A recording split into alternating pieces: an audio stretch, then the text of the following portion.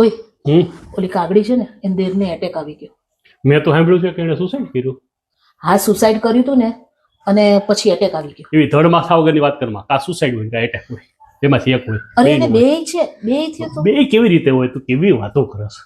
લે એને એટેક આવી ગયો એ પહેલા એને સુસાઇડ કર્યું હતું.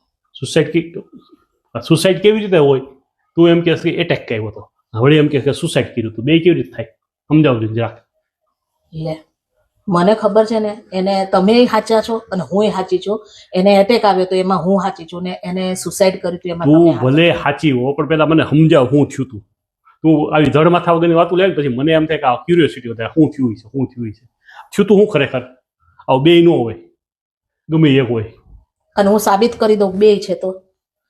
એક કામ કર ને, વાત એટેકે આવ્યો છે સુસાઇડે કર્યું છે એ બેય છે એમ સાબિત કરી દો તો. દર વખતે તમે મને ખોટી પાડો ને એ ના ચાલે સાહેબ. ક્યારેક હું સાચી છું, હું કઈ બુદ્ધિ વગરની નથી. તું કાયમ સાચી હોશ, હું કાયમ ખોટો હોઉં છું, પણ તું મને માંડીને વાત કર શું હતું ખરેખર શું હતું. કહું છું કે એને સુસાઇડ કર્યો તો અને પછી એને એટેક આવી ગયો.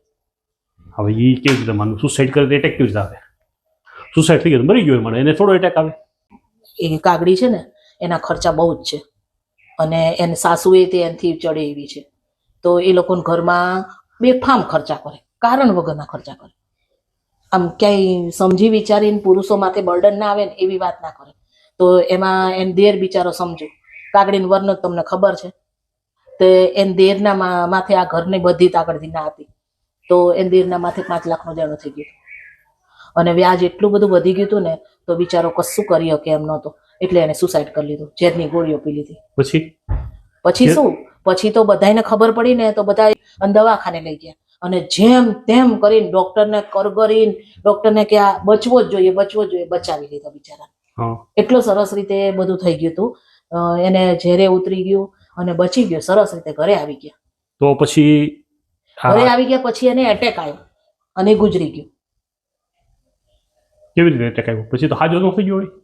હાજો થઈ ગયો તો પણ બધું સરસ થઈ ગયું ને અને ઘરે આવ્યા ને પછી બધા હિંમત કરી અને કાગળિયા એના હાથમાં આપ્યા દવાખાનાના. એને જોયા ને એવો એને એટેક આવી ગયો. કેમ કે 5 લાખનું દેણું હતું અને ઓલું દવાખાનાનું બિલ છે ને એ 7 લાખનું થયું એને બચાવવા માટેનું. એ ક્યાંથી લેવા હતા? વ્યાજે પાછા. માણસને એટેક જ આવે ને પછી એટલે હવે થયું કે નહીં? હવે હું સાચી કે નહીં કે એને સુસાઇડે કર્યું હતું અને એને એટેકે આવ્યો? દેવી કોપમાં જાવમાં, ગુસ્સે થાવમાં, કોઈ દિવસ મારી વાત માનતા નથી. તમે કાયમ સાચા જ હો છો. હું સાચી જોઉં છું. તારી વાત હું સમજી ગયો. સાચું. I am the best. Yeah you are the best.